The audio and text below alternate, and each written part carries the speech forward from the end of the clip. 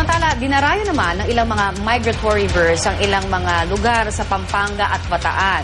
Pero ngayon pong tag-init ay unti-unti na rin silang nagsisialisan dahil sa ang ilang mga sakahan at palaisdaan ay natutuyo na. Ayon naman sa mga otoridad, wala naman dalang panganib ang mga dayong ibon. Narito ang report.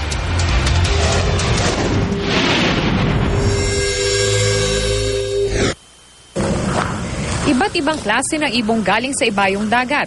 Ito ang mga kadalasang makikita sa mga palaisdaan at bukirin sa Balanga City, Bataan at sa Candaba Swamp sa Pampanga. Iba-ibang lugar yung ibon na pinagkakalinga pagka buwan ng October, darating na rito. Tapos pagka mainit na, yung iba maalis na.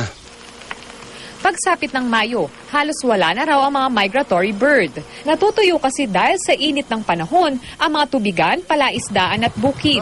Kaya nawawala rin ang mga dinarayo ng mga ibon, ang mga kuhol at isda.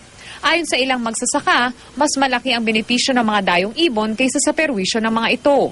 Bukod sa nagiging tourist attraction, ang mga ito kasi ang kumakain sa mga golden apple snail na pumipinsala ng mga taniman at mga tinatawag na isdang gloria na umuubos naman sa pagkain ng mga isdang inaalagaan sa mga fish pond.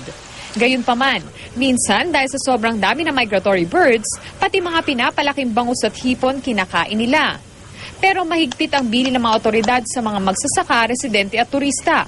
Bawal ang pagbaril at paghuli ng migratory birds. Ang ilang residente hindi raw talaga manguhuli ng migratory bird dahil baka may bird flu raw ang mga ito tulad ng kumakalat sa China. Natatakot po kaya po hindi kami humuhuli talaga po ng ibon. Dahil unang-una, hindi po namin alam kung anong dalang sakit ng mga ibon.